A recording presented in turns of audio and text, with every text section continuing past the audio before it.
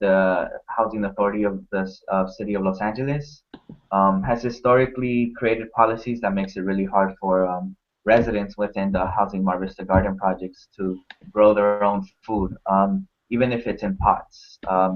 In Los Angeles, the housing projects and Slauson are the highest. It's the only place where there's Black and Brown and API people that are condensed into one place, and we're surrounded by the suburbs and higher income communities. Um, but what has been happening is that when you plant in front of your house, what has historically happened was that housing would come and pull out your plants and rip them up, literally pull them out without your permission. And the only argument that they would have is that, well, we're taking it out because we don't want people to fight against amongst themselves around like picketing or stealing other people's food.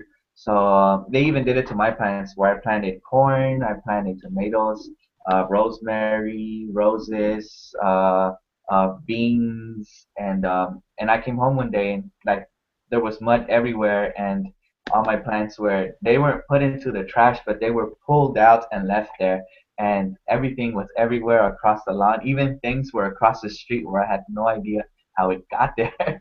But so we've been working on this project.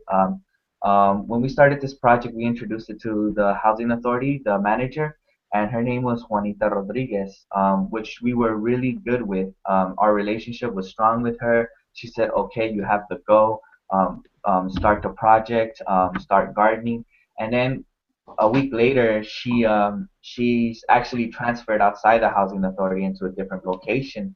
And the next person that comes into power, Ana Santa Fe, who is a little more bureaucratic, actually puts the whole project on hold and says that actually we need to take this up to the higher ups. We need to talk to them. There's so many liabilities that we're not talking about.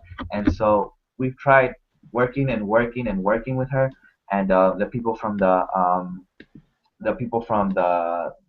housing authority and also the community. So we at the same time we were holding community workshops on how to garden, what season is coming up, what are your interests, and what do you have a vision for? What do you want to see in your community in this project, and how do you want to have participation in this project?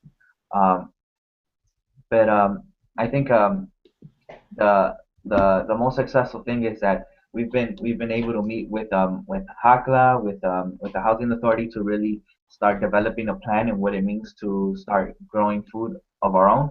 And so we're not there yet around growing food in our front porches, but we did happen to we're in the process of getting an MOU signed, a memorandum of understanding, where housing authority would allow the community to actually build another community garden and help restore the other one. And so we're currently working under that, and I've actually designed like made 3D models out of Google SketchUp to show them what it would look like, what the gardens would look like. Actually made two different ones. We had two different locations.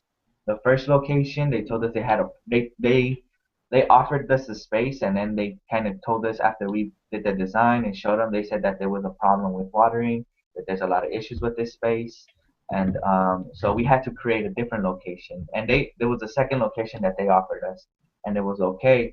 So, but then what happened was that Sanford Briggs, who is the I don't even know what he is. He's a head honcho of Hakla. So he's a person who's in power and kind of came in and we had a walkthrough with him, who's also really interested in who's really stern and really pushy to his own people around like he's the kind of person that doesn't like space not to be used. So he kind of came and saw the first location that was offered, and the his people told them the same thing they told us. We can't do it because of water, because of the location. And he kind of started demanding, well, I want you to find out how the watering can come over here so that we can put one over here. So it's really good. It's been really good, and we started thinking, me and the other person I work with, Anthony Marsh, that maybe it would have been a good idea to first come to him and then come and explain the project and then really develop it to show it to Sanford Riggs, who's now who's become now our biggest ally and is someone in a position of power.